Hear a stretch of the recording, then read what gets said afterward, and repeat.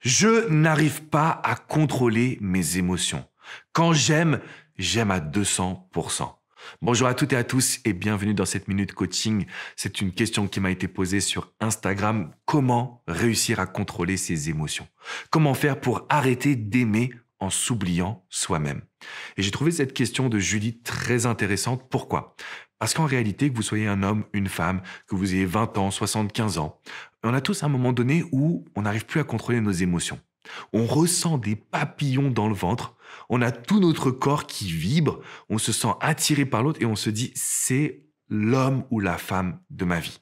C'est indéniable, c'est l'homme ou la femme de ma vie. Maintenant, dans cette situation, on a du mal à contrôler nos émotions et qu'est-ce qui se passe?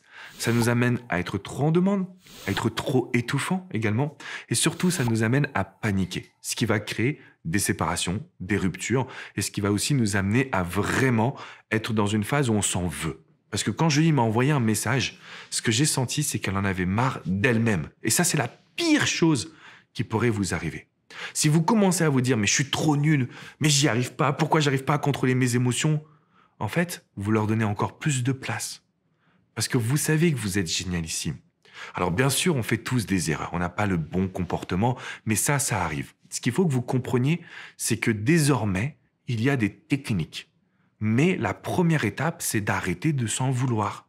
Arrêter de se dire qu'on est nul. On est tous passés par là. Quand on tombe amoureux pour la première fois, c'est incontrôlable.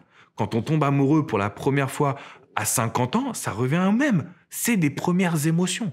Et des premières émotions, on n'est pas habitué. Ce qu'on va faire ensemble dans cette vidéo, c'est voir point par point comment on peut contrôler ses émotions, arrêter de s'oublier, construire une relation durable. Juste avant, je vous invite à mettre un énorme pouce bleu, mettez un petit like, ça va m'aider à diffuser cette vidéo au plus grand nombre sur YouTube. Et bien évidemment, pensez à vous abonner pour rejoindre cette communauté. Vous recevrez toutes mes vidéos directement dans votre boîte mail. Directement, et vous allez pouvoir agir pour votre développement personnel et votre bonheur en amour. Alors Julie, si tu regardes cette vidéo, encore une fois, tu n'es pas bizarre, tu n'es pas nul, tu es simplement humaine et ça c'est tout génialissime parce que c'est ce qui te permet d'être pleinement épanouie, positive, avec de belles émotions. Maintenant, le premier conseil que je peux te donner, c'est de commencer à bien entrevoir qu'est-ce qui nous amène à ne pas contrôler nos émotions. Eh bien, c'est tout simplement la petite goutte d'eau qui fait déborder le vase. En tant qu'être humain, comme je vous le dis de temps en temps, on est des éponges, on est des vases, donc on accumule, et puis un jour ou l'autre, on explose parce qu'on a trop d'émotions en nous. Donc la toute première étape, c'est vraiment de se libérer de ces émotions souvent négatives, voire même positives, des émotions amoureuses très fortes. Pour ça, vous connaissez les règles, beaucoup de sport pour se vider la tête, yoga, méditation pour justement contrôler ce qui se passe à l'intérieur de nous. On pourrait rajouter la cohérence cardiaque, qui est un moyen de respirer, donc une nouvelle façon de respirer qui permet justement de se libérer de toutes nos émotions. Et le quatrième point, qui est très important, c'est le fait de se demander qu'est-ce que je peux faire de positif dans ma vie. Pourquoi?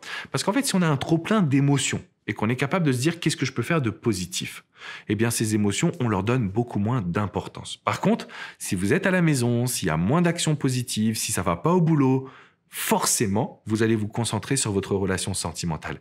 Et forcément, vous allez avoir encore plus d'émotions, donc vous allez finir par exploser. Et ça, c'est la chose à ne jamais faire. Donc le point numéro 1, contrôlons ensemble ces émotions. Le point numéro 2, c'est le fait de vous dire une chose. On a souvent envie de bien faire. On a envie de créer un couple qui soit extraordinaire. La problématique, c'est quoi? C'est qu'on est influencé. On est influencé par la société, par les parents, par les amis. Donc on se pose 1 milliard de questions, mais on n'est jamais dans la bonne attitude. Ce que moi, je veux que vous compreniez, c'est que le meilleur moyen de combattre une situation négative, à savoir le trop-plein d'émotions, c'est par le positif. À se demander, qu'est-ce que j'ai envie de vivre?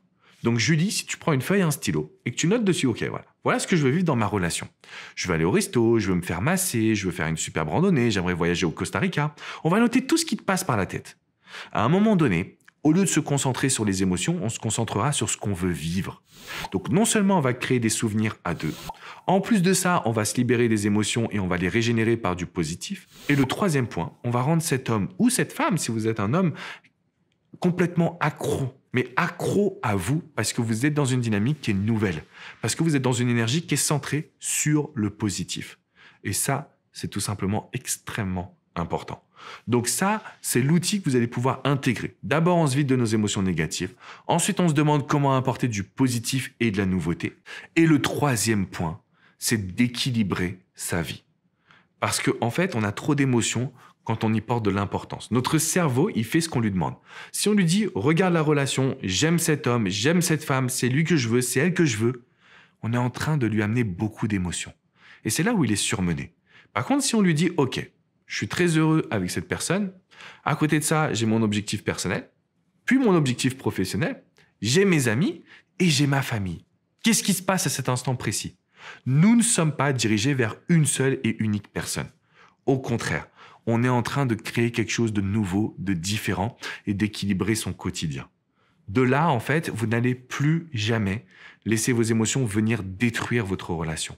Vous n'allez plus jamais laisser les émotions vous détruire aussi personnellement, parce que je sais à quel point c'est difficile, ça fait mal et que vous posez 1 milliard de questions.